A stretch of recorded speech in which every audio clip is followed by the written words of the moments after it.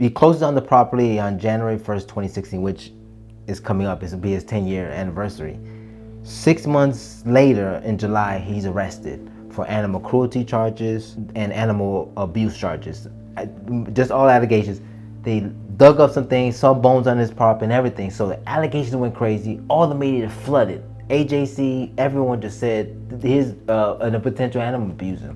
But no one even deft to ask the deeper question, which I thought that's where me and Julie was like, I don't understand, why don't they ask him who this guy is, where did he come from, what's this thing, hear his side of the story. Because I mean, he was bailed out and everything, he was on an $80,000 bail. Keep in mind, he was also at that time taking in rescue horses.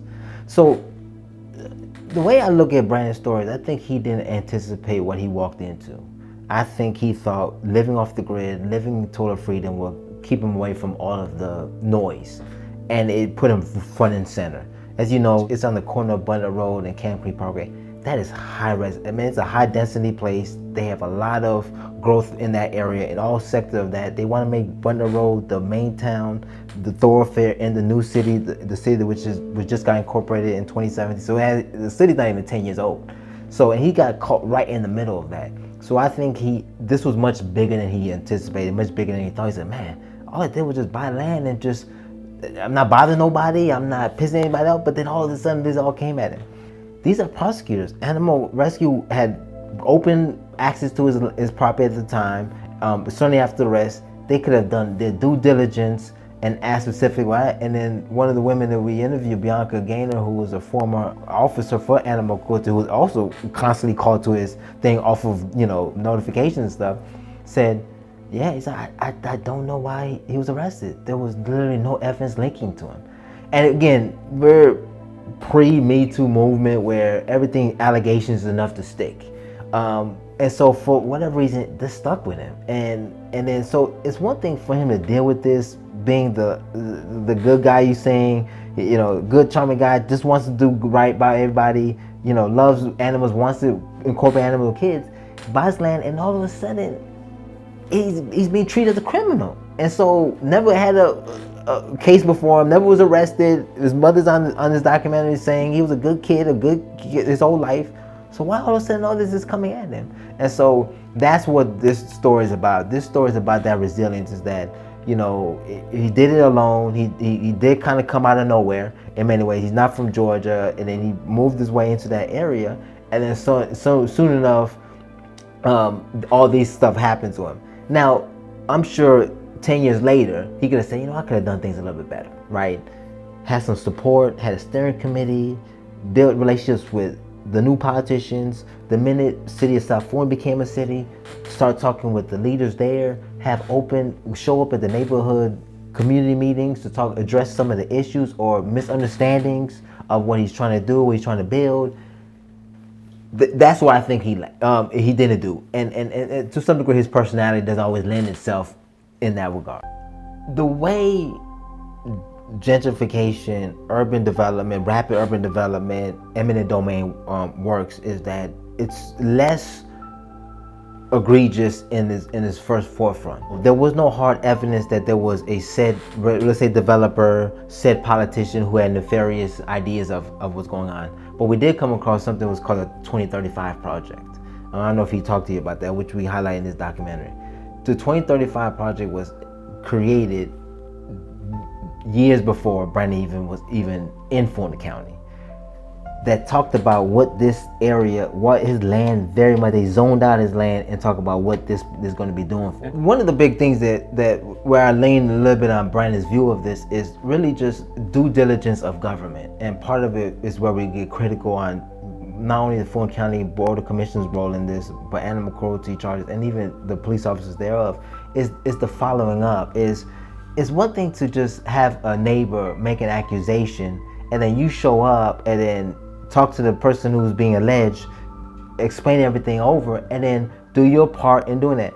He is contending that now he was being targeted. And so it was no longer so what happened here? Why isn't that horse don't have water in the bucket? Or why are they at large or crossing the fence line? It was just, here you go, here you go, here you go. And and just think about it. Here's a guy who gave everything up. His urban safe life was, we may define as urban safe, maybe it wasn't safe for him, but urban life to completely live in this rural dream of his. But then as he's building, he tends to horses. You're a horse person yourself. You know how it is to take care of it. But he has to be in and out of courtrooms. He has to get lawyers. It just takes away from his passion and what he's going there for. And so those are the kind of things that made us believe that maybe there is some type of, I don't want to get too conspiratorial, but it's like, is there a targeting?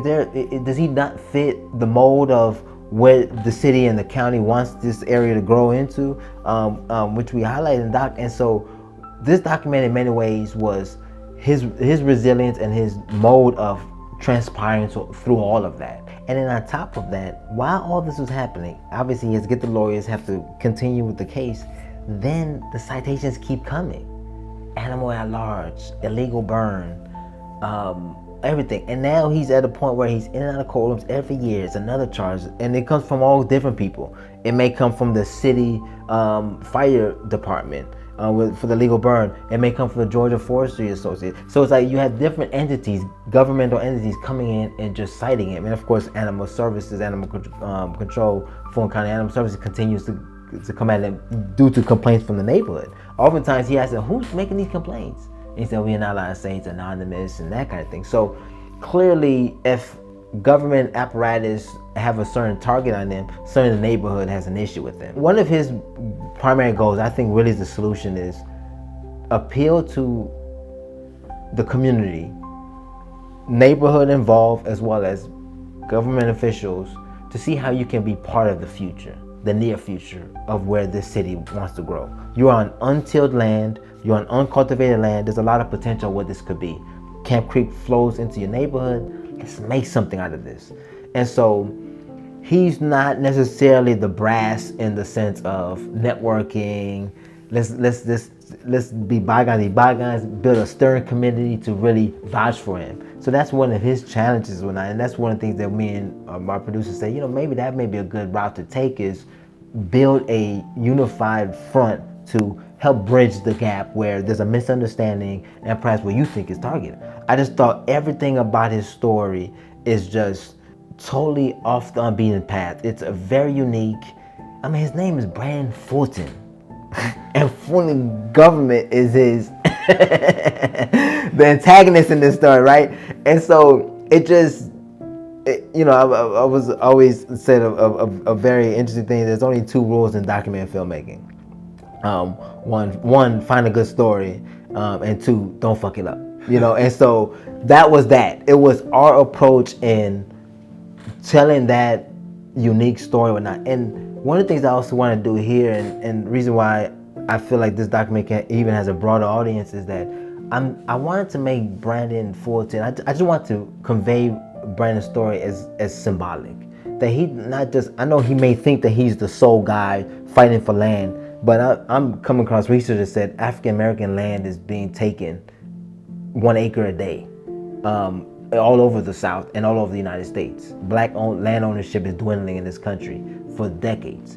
And so we bring conservationists in this document, we bring a lawyer in this document to highlight these points, educators, to realize that in the bigger cosmos is that Brannu represents the kind of challenge in what's happening in urban development, rapid urban development, in areas that are trying to see a different, what it was yesteryear was horses and farms and rural agriculture, where in today's present moment it's mixed use development, it's retails, it's subdivisions, is another vision on what this land represents. I've been in Atlanta for about a decade now, but when you start really going outside it, Georgia's very country in many ways. In many ways it's a forest, right? But there's so much open land, and I just can't imagine these developers, particularly if you go to South Fulton. I don't know if you've traversed the area in South Fulton.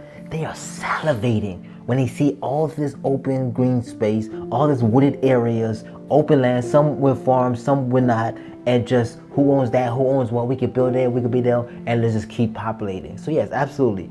This is and he's the modern day cowboy who won't give up his land. Right, exactly.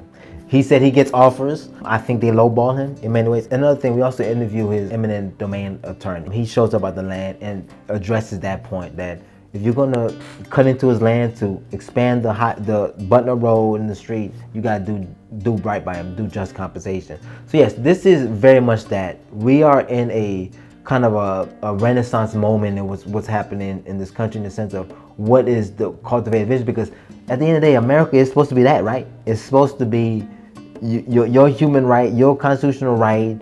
You know, you walk by the sweat of your brow, you build yourself by your own bootstraps. This is land. This is freedom. Horses represent freedom. And he's right in that vein. But then there's a different side to America. The I guess you call it the capitalistic ventures, the corporate head, behemoths who want to come in and have different visions on what's said properly, and we could just write them off, or we could just buy them out. And there's others who, am I saying no? Or play dirty and make up charges. Exactly. So yeah, so one of the things that we had to do in the very beginning was like, do we want to go investigative to this, or do we want to make this kind of a highlight thing? I know we already know what Brannu wants, right? Yeah, right. Yeah. He wants a kind of justice. He wants justice. He wants to call names out. Yeah. But one thing that I was telling him was like, Brandon, you really want people to see you as the resilient individual. Yeah. That you took all the punches, you took all the bows and arrows that came at him, but you're still there. And a lot of people will question and say, and is some of that stuff true? You follow up, you're a journalist, you ask the question. I said, if it wasn't, he wouldn't still be there. Mm-hmm. You can pull up. And this is the first time I've ever done a documentary in real time. Most of the time I will do a history piece or, a particular subject matter that has different time intervals. This is a thing that, it's like, I even told my producer, how do we end this? Like, it's still happening. If we can go to this land right now and everything we did 2.5 years ago, he's still doing. He's still working the land, still doing his thing. He's still tending to his horses. But that was it. It was, we wanted to, it needed to be told. We need to jump the gun a little bit in the sense of segmenting a story in a 10-year interval and saying, there's one thing about being a horseman and finding a love for it and then finding his passion. That even of itself, to go after your dream, to sacrifice for your dream. And then you come across something you probably never even dreamed of. Land. Because they're not making more land.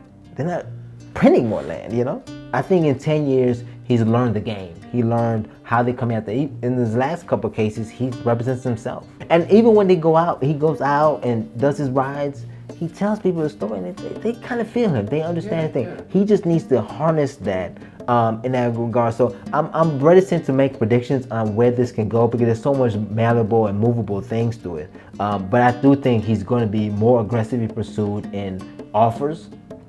What was once lowball numbers and said 2025 numbers in the coming years, and they may be willing to come up knowing that he has legal balance thing. Certainly if he wins this federal ruling, now the spotlight is out. So now they gotta course correct, right? Set authority, and so they may treat him and work with him differently. So that's why I think there's so much different movable pieces in that, and I'm just hoping that for him, he builds the kind of infrastructure, allies, advocates that can speak to him in rooms where he's not in. And while he's tending to his horses, there's someone in those neighborhood watch rooms telling him, no, he's doing it like this, he's doing like that. And then everybody can kind of come together and work with it. But the ideal reality is make the city, said developer and him, the three of them come to the table and say, how do we resolve this? Right. And more so, how do we become part of this future? Yes, right. How do we all participate? Yes. It's all about shaping the future. Yes.